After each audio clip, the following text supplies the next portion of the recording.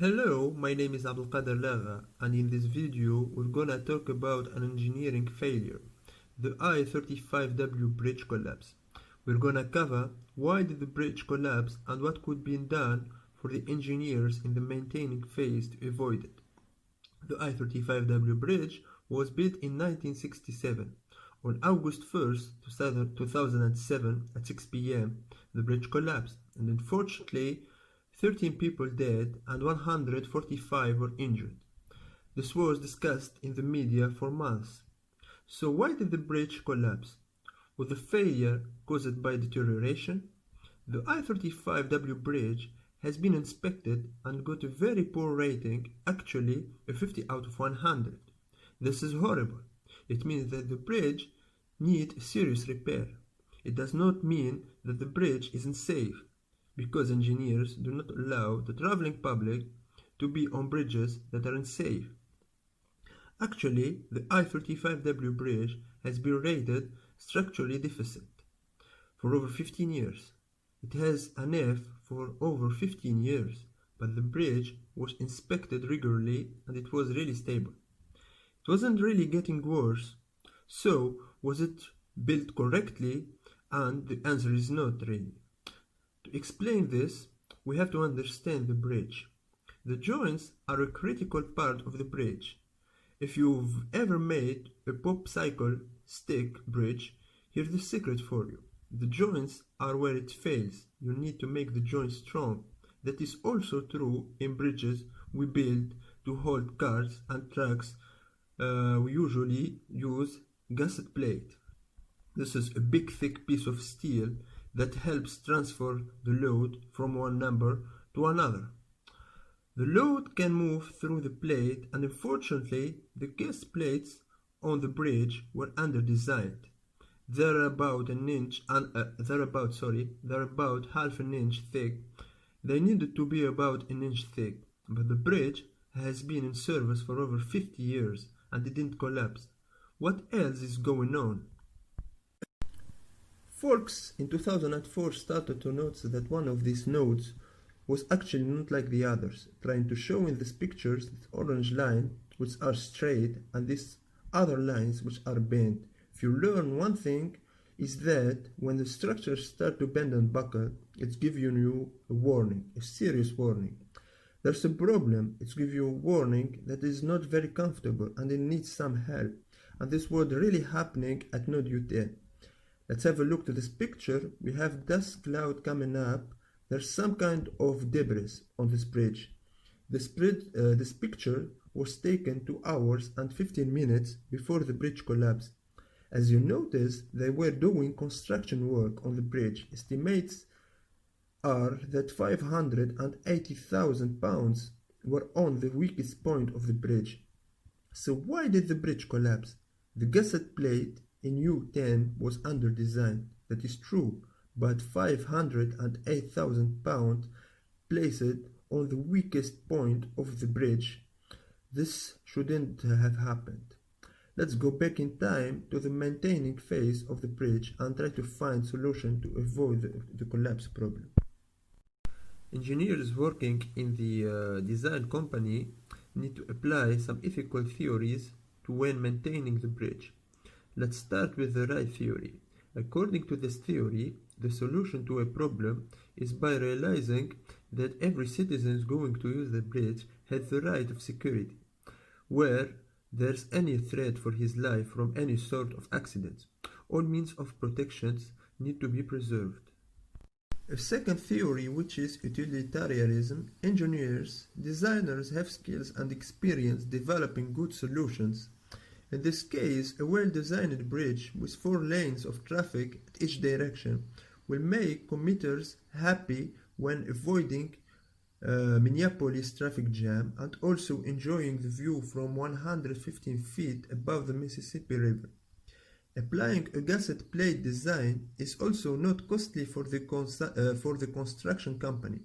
So in doing so, they don't need to follow a set of rules, rather making calculation intending to maximize happiness for the bridge user and also not a lot of expenses for companies. Moving on to the third and the ethical theory that I think it needs to be used to solve our problem, the 2D ethics. Engineers must create a robust design with no errors, respecting and protecting people's health. Engineers must showcase the design for any sort of investigation. To find failure, they must tell constructors if any measurements error exists, and don't lie or hide any information for any reason. So, duty-based ethics teaches that there may be some rights or wrong decisions, and engineers working in this project must act accordingly regardless of any good or bad consequences they may be produced. For example, when adding redundant load-bearing paths design into the structures to strengthen the bridge will lead to maximize the cost of building the bridge. If things are not applied as the early design, it must be reported. Construction companies must prioritize citizens' life by affording all materials and in high quality. I use the duty ethics because, for our case, it is a must to do things right. And when doing the right thing, you will automatically protect the right of others. I don't use utilitarianism for the simple reason that it maximizes the overall goods and benefits. But I think, in our case, the construction company and designer will lose a huge amount of money to restore and maintain their mistakes. Moving on to employing a problem-solving technique for our problem. A first step in solving any ethical problem is to completely understand all the issues involved. Once these issues are determined, frequently a solution to the problem became apparent.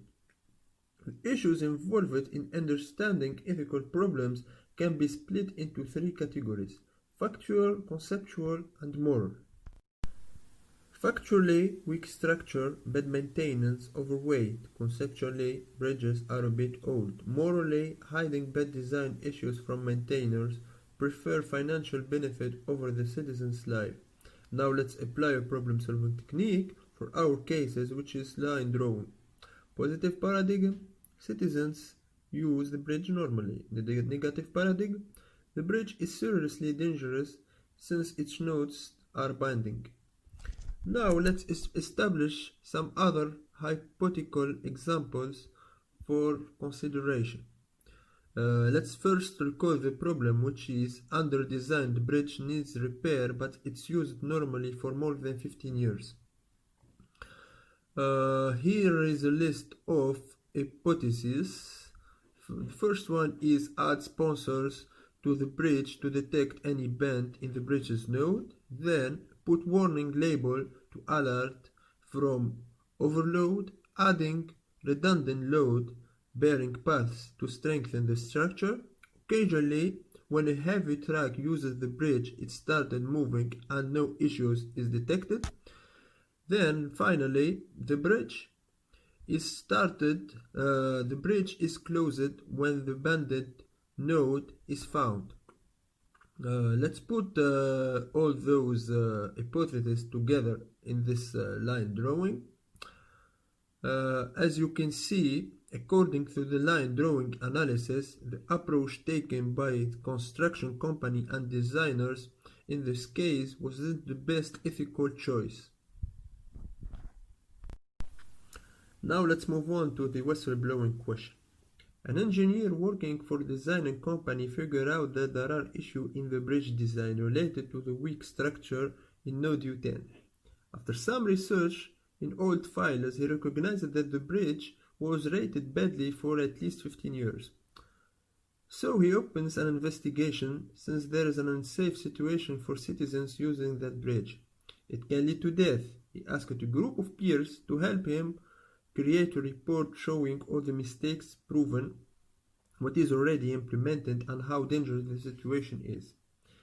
It may cause to a collapse after knowing that the construction will start on the bridge that could increase the weight on the weak points. He gave the report to the higher manager of the designer company as a first step. And since things need to be updated as soon as possible, he took the permission from his team leader to speak directly to the construction company. to warn them to stop at least the planned construction.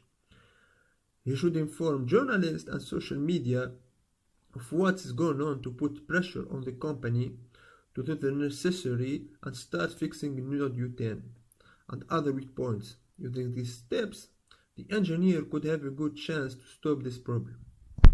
Now let's move to the last part of this presentation, which is presenting the optimal solution for our problem. And as an optimal solution for our problem is to prioritize the repair of the bridge. As seen the problem statement, the bridge was rated as unsafe and need to be repaired.